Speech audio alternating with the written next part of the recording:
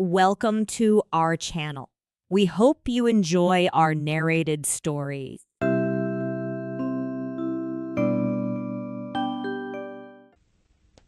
"You are not really dying, are you?" asked Amanda. "I have the doctor's permission to live till Tuesday," said Laura. "But today is Saturday. This is serious," gasped Amanda. "I don't know about it being serious. It is certainly Saturday," said Laura. "Death is always serious," said Amanda. "I never said I was going to die.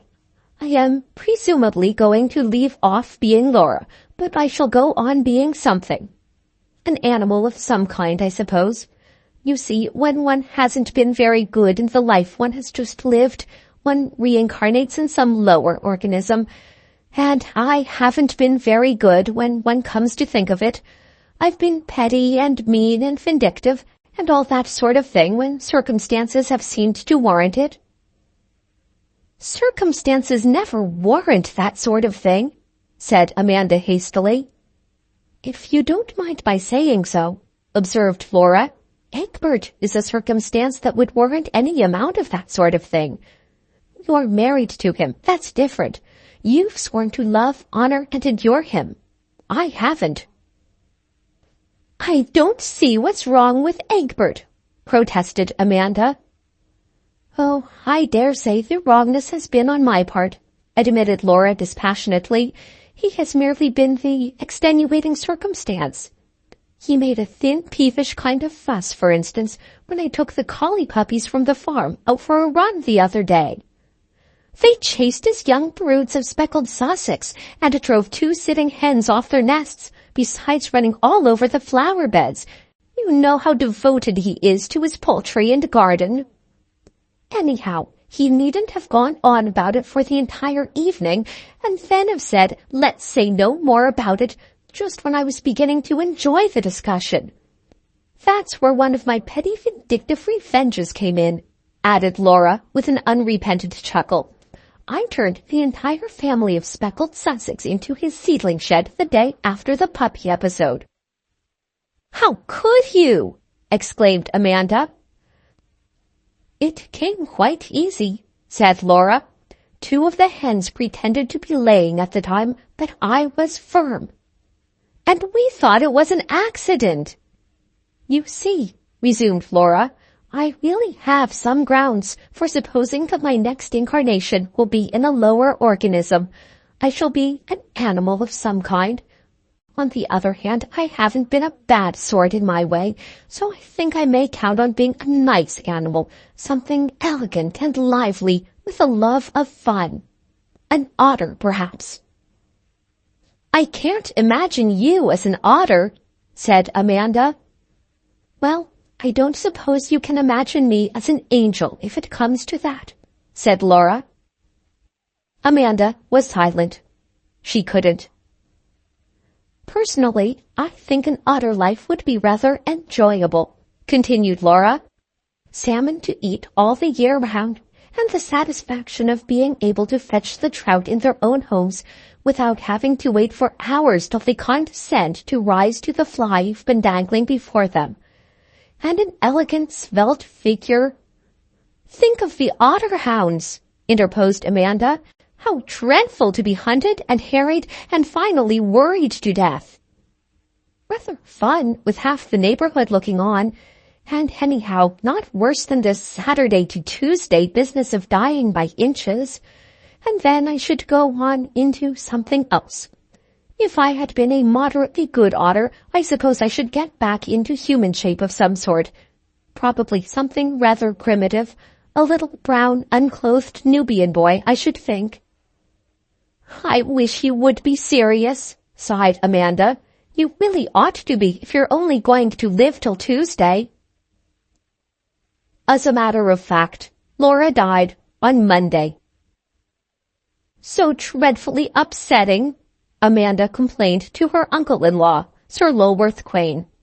"I've asked quite a lot of people down for golf and fishing, and the rhododendrons are just looking their best." Laura always was inconsiderate, said Sir Lulworth. She was born during Goodwood week, with an ambassador staying in the house who hated babies. She had the maddest kind of ideas, said Amanda. Do you know if there was any insanity in her family?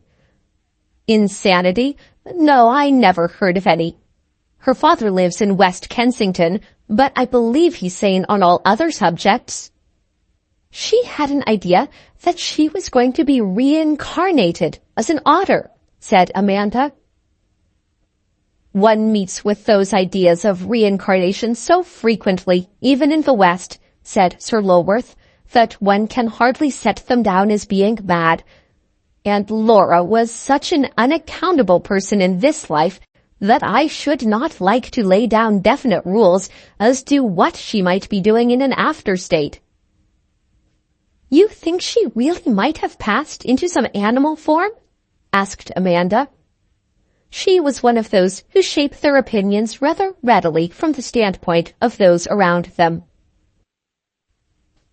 Just then, Egbert entered the breakfast room, wearing an air of bereavement that Laura's demise would have been insufficient in itself to account for. 4 of my speckled Sussex have been killed, he exclaimed, the very 4 that were to go to the show on Friday. One of them was dragged away and eaten right in the middle of that new carnation bed that I've been to such trouble and expense over. My best flower bed and my best fowls singled out for destruction. It almost seems as if the brute that did the deed had special knowledge how to be as devastating as possible in a short space of time. Was it a fox, do you think? Asked Amanda. Sounds more like a polecat, said Sir Lulworth. No, said Egbert. There were marks of webbed feet all over the place, and we followed the tracks down to the stream at the bottom of the garden. Evidently an otter. Amanda looked quickly and furtively across at Sir Lulworth. Egbert was too agitated to eat any breakfast, and went out to superintend the strengthening of the poultry yard defenses. I think she might at least have waited till the funeral was over, said Amanda in a scandalized voice. It's her own funeral, you know, said Sir Lulworth. It's a nice point in etiquette how far one ought to show respect to one's own mortal remains. Disregard for mortuary convention was carried to further lengths next day. During the absence of the family at the funeral ceremony, the remaining survivors of the speckled Sussex were massacred. The marauders' line of retreat seemed to have embraced most of the flower beds on the lawn, but the strawberry beds in the lower garden had also suffered. I shall get the otter hounds to come here at the earliest possible moment, said Egbert savagely. On no account! You can't dream of such a thing, exclaimed Amanda.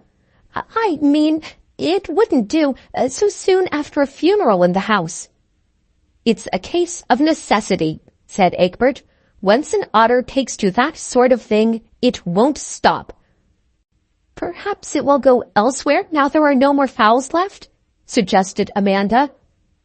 One would think he wanted to shield the beast, said Egbert. There's been so little water in the stream lately, objected Amanda. It seems hardly sporting to hunt an animal when it has so little chance of taking refuge anywhere. Good gracious, fumed Egbert. I'm not thinking about sport. I want to have the animal killed as soon as possible. Even Amanda's opposition weakened when during church time of the following Sunday, the otter made its way into the house, raided half a salmon from the larder, and worried it into scaly fragments on the Persian rug in Egbert's studio. We shall have it hiding under our beds and biting pieces out of our feet before long, said Egbert. And from what Amanda knew of this particular otter, she felt that the possibility was not a remote one. On the evening preceding the day fixed for the hunt, Amanda spent a solitary hour walking by the banks of the stream, making what she imagined to be hound noises. It was charitably supposed by those who overheard her performance that she was practicing for farmyard imitations at the forthcoming village entertainment. It was her friend and neighbor Aurora Burritt who brought her news of the day's sport. "Pity you weren't out. We had quite a good day. We found it at once in the pool just below your garden." "Did you kill?" asked Amanda. "Rather, a fine she-otter. Your husband got rather badly bitten in trying to tail it. Poor beast, I felt quite sorry for it. It's had such a human look in its eyes when it was killed. You'll call me silly, but do you know who the look reminded me of? My dear woman, what is the matter?" When Amanda had recovered to a certain extent from her attack of nervous prostration, Egbert took her to the Nile Valley to recuperate. Change of scene speedily brought about the desired recovery of health and mental balance. The escapades of an adventurous otter in search of a variation of diet were viewed in their proper light. Amanda's normally placid temperament reasserted itself. Even a hurricane of shouted curses coming from her husband's dressing room, in her husband's voice, but hardly in his usual vocabulary, failed to disturb her serenity as she made a leisurely toilet one evening in a Cairo hotel. "What's the matter? What has happened?" she asked in amused curiosity. "The little beast has thrown all my clean shirts into the bath. Wait till I catch you, you little—" "What little beast?" asked Amanda, suppressing a desire to laugh. Egbert's language was so hopelessly inadequate to express his outraged feelings. "A little beast of a naked brown Nubian boy," spluttered Egbert. And now Amanda is seriously ill.